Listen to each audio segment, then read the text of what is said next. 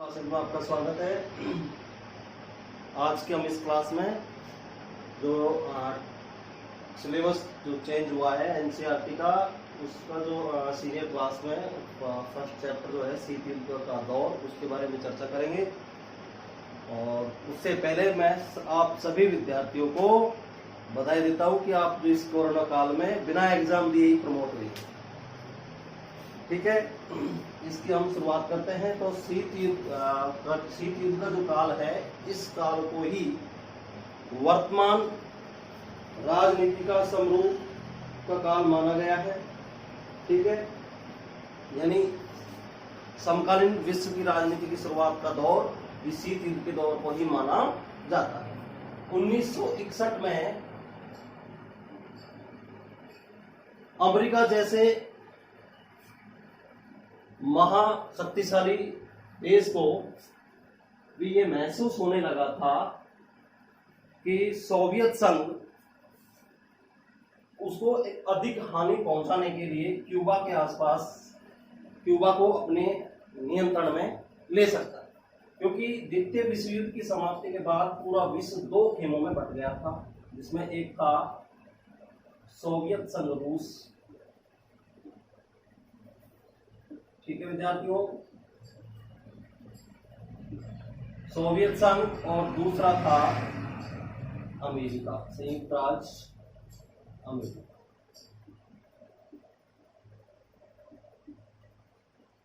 ठीक है, इन दो खेमों के बीच, या यूं कहें दो दलों के बीच, आपसी शक्ति का प्रदर्शन के लिए होड़ शुरू हो गई और पूरा विश्व दो ध्रुवीय व्यवस्था में बदल गया। ठीक है, इस व्यवस्था को कहा गया दो ध्रुवीय व्यवस्था। तो अब यहां जो स्थिति बनी इस शक्ति प्रदर्शन में के दौर में, वो थी तीसरे विश्व युद्ध की आशंका बनने लगी। ठीक है, अब इस युद्ध का जो प्रमुख केंद्र रहा, जहां से शुरुआत का दौर माना गया, ये रहा क्यूबा। ठीक है, क्यूबा जो कि एक द्वीपीय देश है, जो अमेरिका के नजदीक है, अमेरिका के नजदीक है। ठीक है, तो सोवियत संघ रूस, क्यूबा अमेरिका के नजदीक था, लेकिन इसका झुकाव सोवियत संघ रूस के प्रति, और सोवियत संघ इसे वित्तीय सहायता देने का कार्य भी करता था, राजनीतिक सहायता भी और आर्थिक रूप से भी सहायता देता। तो इस समय क्यूबा के राष्ट्रपति थे Fidel Castro. Fidel Castro Cuba के राष्ट्रपति थे। ठीक है, और जो सोवियत संघ के नेता थे इस समय, वो थे निकिता क्रुश्चेव। निकिता क्रुश्चेव। ठीक है विद्यार्थियों, संयुक्त राष्ट्र अमेरिका के इस समय राष्ट्रपति थे John of candy, John F candy.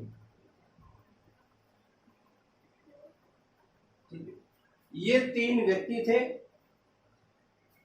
या यूं कहें कि इन तीनों व्यक्ति के व्यवहार के इर्द गिर्द ही शीत युद्ध का प्लेटफॉर्म तैयार हो रहा था। ठीक है, निकिता क्रुश्चेव जो कि सोवियत संघ के नेता थे, इन्होंने निर्णय लिया 1962 में। 1962 में निर्णय लिया कि क्यूबा पर परमाणु मिसाइलें स्थापित की जाएं, यानी क्यूबा पर सोवियत संघ परमाणु सैनिक अड्डा बनाए। ठीक है,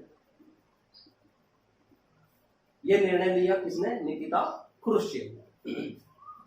फिदेल कास्ट्रो जो कि क्यूबा के राष्ट्रपति थे, 1961 में संयुक्त राज्य अमेरिका के जो राजनीतिज्ञ थे उनको यह महसूस होने लगा कि सोवियत संघ रूस क्यूबा में फिदेल कास्ट्रो की शासन को या सरकार को पलट देंगे, तख्ता पलट कर देंगे और उसे अपने नियंत्रण में ले लेंगे।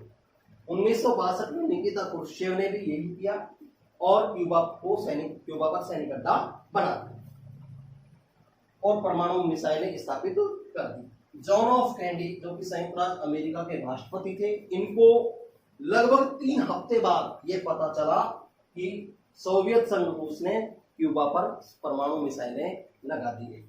अब इससे फायदा क्या था सोवियत संघ को कि सोवियत संघ अब पहले से ज्यादा संयुक्त राज्य अमेरिका को नुकसान पहुंचा सकता था या संयुक्त राज्य अमेरिका के पहले से ज्यादा भूभाग पर हमला कर सकता था। क्यों? कारण क्या था? क्योंकि क्यूबा संयुक्त राज्य अमेरिका के नजदीक था, द्वीपीय देश था, जहां सोवियत संघ अपना सैनिक अड्डा बनाकर अधिक नुकसान उनको पहुंचा सकता था। तो ये कारण था। यहीं से अब दोनों पूरी विश्व की नजरें इन दोनों महाशक्तियों पर थी कि अब इस स्थिति में क्या निर्णय लिया जाएगा। यहां से तीसरे विश्व युद्ध की भूमिका तैयार होने लगी, लेकिन जल्द ही इन दोनों महाशक्तियों ने निर्णय लिया कि युद्ध जैसी यानी युद्ध के जो बादल हैं इनको युद्ध जैसे संकट को हटाया जाए, खत्म किया जाए और इन्होंने आपसी सहमति अपने निर्णयों से सहमति बनाई और युद्ध जैसी स्थितियों को खत्म किया। संयुक्त राज्य अमेरिका जो कि जॉन एफ कैनेडी ने के निर्देश से जो इनके जंगी जहाज थे वो क्यूबा की ओर बढ़ने लगे थे सोवियत संघ को पीछे धकेलने के लिए, वो इन दोनों की सहमति के कारण, दोनों की सहमति जब बनी निकिता क्रुश्चेव और जॉन एफ कैनेडी, यानी यूं कहें कि सोवियत संघ और संयुक्त राज्य अमेरिका जब की जो सहमति बनी उसके बाद वो जंगी जहाजों की गति कम हो गई और सोवियत संघ ने भी इन मिसाइलों को हटा दिया, सैनिक अड्डा भी खत्म कर दिया। ठीक है, तो यहां से लेकिन इसके बाद भी स्थिति युद्ध जैसी तो नहीं रही, सीधा मुकाबला तो नहीं हुआ, लेकिन फिर भी शीत युद्ध का दौर यहां से शुरू हो गया था। ये शीत युद्ध का प्रारंभिक दौर था या हम ये कह सकते हैं कि यह वह दौर था जहां से शीत युद्ध का प्लेटफॉर्म तैयार हुआ और इस पूरी घटना को कहा जाता है क्यूबा मिसाइल संकट। क्यूबा मिसाइल संकट। तो मुझे उम्मीद है विद्यार्थियों को आपको ये क्यूबा मिसाइल संकट पूरी तरह से अच्छी तरह समझ में आ गया होगा, लेकिन फिर भी अगर कोई शिकायत रहती तो आप मुझे कमेंट बॉक्स में बता सकते हैं कोई भी सवालों को।